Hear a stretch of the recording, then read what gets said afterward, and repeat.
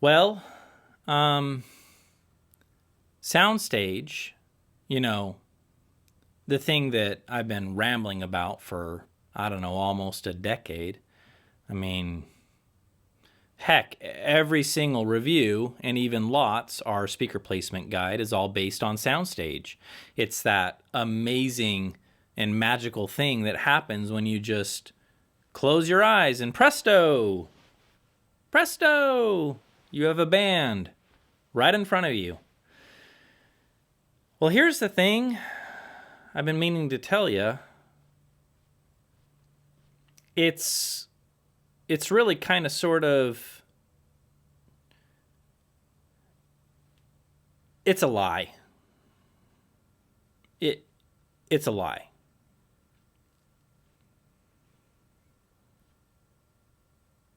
Well, this is awkward.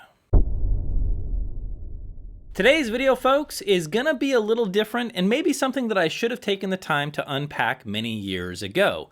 But the truth is, today's topic, which is not clickbait by the way, is rather complex, and even though we are gonna attempt to melt the ice cube sitting on top of the iceberg, and we're probably gonna fail, this topic could be chatted about for a very long time with a number of examples to back up the claims. Now, lucky for you, we aren't going to be trekking through Mordor today, so let's condense this to the best of my ability, which might be helpful as you get back to listening and trying to enjoy SOUNDSTAGE that, quite frankly, might not even be there in the first place. First things first, we need to put on our imagination hats for a moment and consider a performance. Front and center stage, we have a vocalist. Maybe to the right, we have a guitar player. To the left, how about bass? Behind the singer, drums, and maybe percussion. On either side of the drummer, let's toss in some backing vocals, and why not?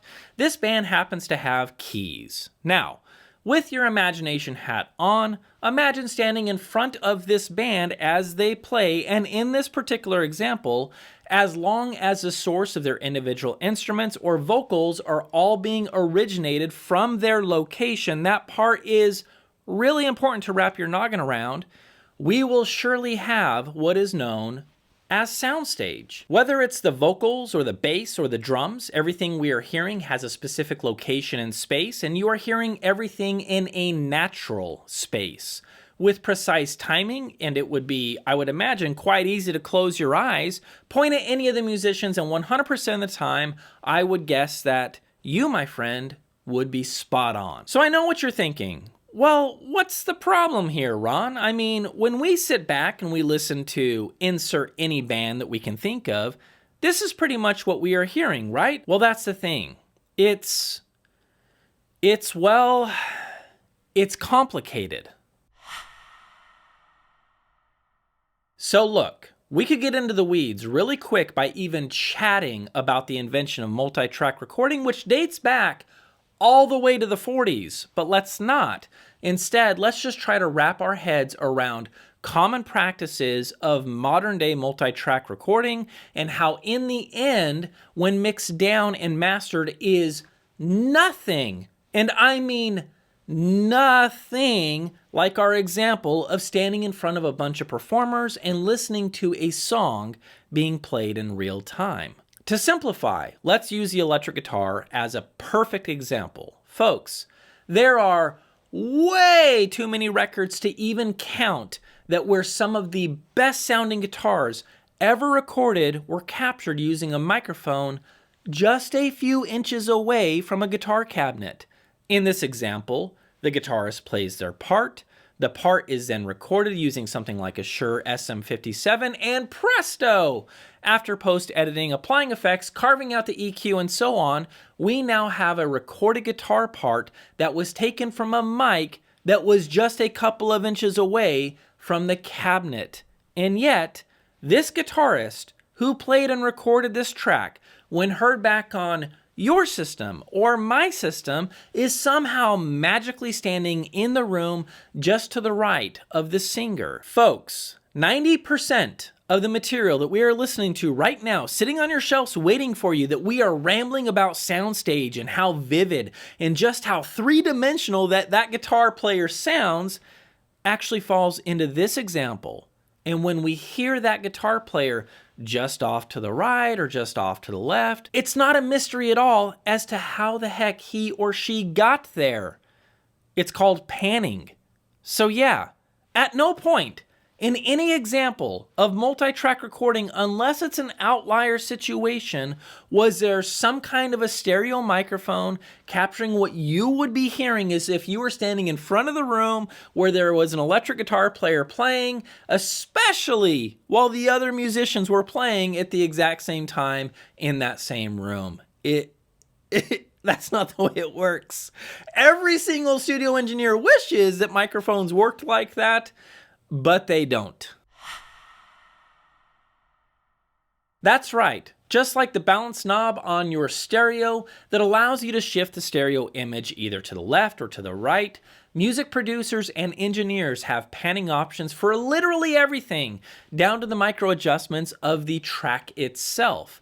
So in the guitar example, literally the only thing that moved that guitar anywhere left to right is a knob. Try this little exercise for a real eye-opener or ear opener, whatever. Go toss on any rock album that you freaking love. And no, it doesn't matter what it is because it's gonna be there, I can promise. Just sit back and listen for a couple of seconds and please let me know when you can clearly hear the drum kit right behind the lead vocals, as if they're just a few feet back behind the vocalist. Go on. Go. Keep trying. Maybe if you really concentrate, it might just maybe work. Maybe. So, let me guess. As you critically listened, you didn't hear a complete kit just behind the singer, did you? I mean, maybe some of the kit was back there, or the core of the kit was back there, but let's be honest. What you actually heard was a cymbal hit over here, and maybe a splash over here. And maybe the ride was somehow over here. Heck, this kit was actually all over the place. I mean, maybe just the snare was around the location of the singer, just beyond the singer, but everything else, including the toms, was sort of spread all over the place. In fact, what it actually sounded like, which is very common, it's almost like you are behind the drum kit, and guess what? In a lot of examples, you kind of are. So, just like the guitar example that I just gave you, unless we're talking about overhead mics, most drum mics are shoved right up to the drum head, and just like guitar, later EQ'd, mixed and panned to wherever the engineer can place them. And now that I just mentioned that, it's probably a great time to explain what an engineer is actually trying to achieve during mixdown. And guess what, audiophiles? It's not to make the music sound like a 3D space in your particular listening room. With that being said, it is room related, but it's not even close to what you are thinking. When it comes to a mix in the studio, try to think of it as a container that can only hold so much space. All the vocals and instruments are going to take up space, and right out of the recorder, untouched, would take up way more space than we have to work with. The container wouldn't contain that amount of information. Heck, even just vocals, and let's just say an acoustic guitar, will soak up a large portion of bandwidth by themselves. Try tossing in something that competes with that same bandwidth, like keys, and we have a full container before we have even tried adding drums, bass guitar, electric guitar, horns, and backing vocals. Essentially, in this space, a studio engineer must make decisions that are often difficult and take time to master.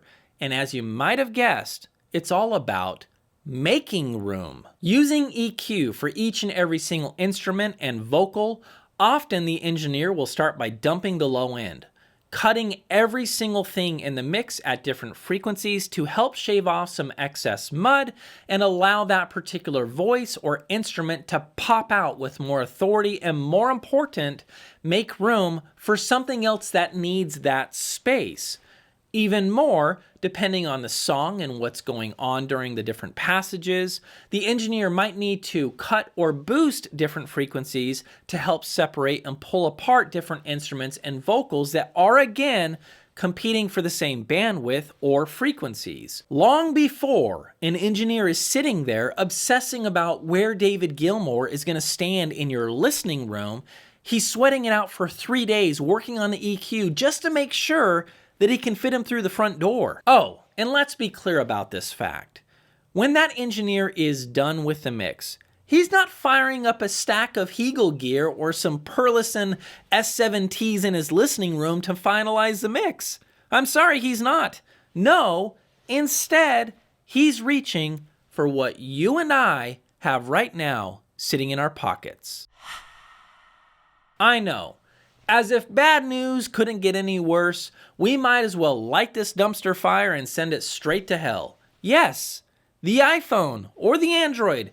Pick your poison, boys, because it's all bad. No matter how you slice this crap sandwich, they are both to blame, and the reality is, hear me, fellow audiophiles and hi-fi enthusiasts, unless we're chatting about audiophile recordings or audiophile labels, or to put it bluntly, pretty lame music that happens to be really nice sounding, most, if not all, modern and popular music recording engineers are thinking way more about how the mix sounds on iPhones and Androids rather than something like how three-dimensional the recording is going to sound in Ron's fancy pants listening room.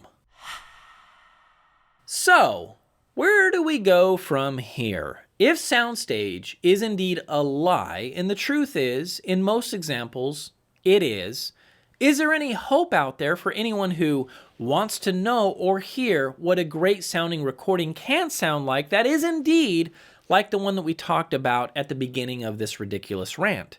Sure, there are tons of amazing recordings over the years that will have done it this way, but the thing is that they're going to be hard to find, and it's not always obvious, and it might require some Googling on your part. Many classical recordings will employ sophisticated techniques to capture sound in a natural way, and for jazz, world music, blues, small ensembles, and some acoustic stuff, they are indeed out there. But here is the deal in the entire point of this video. Don't just assume that anything that you buy or stream or whatever is going to give you a three-dimensional, lifelike presentation that sounds as if the SOUNDSTAGE is right in front of you. Why? Well, because the chances are it doesn't exist. So instead, just enjoy the music for what it is, and with that, I'll see you SOUNDSTAGE believing audiophiles in the next video.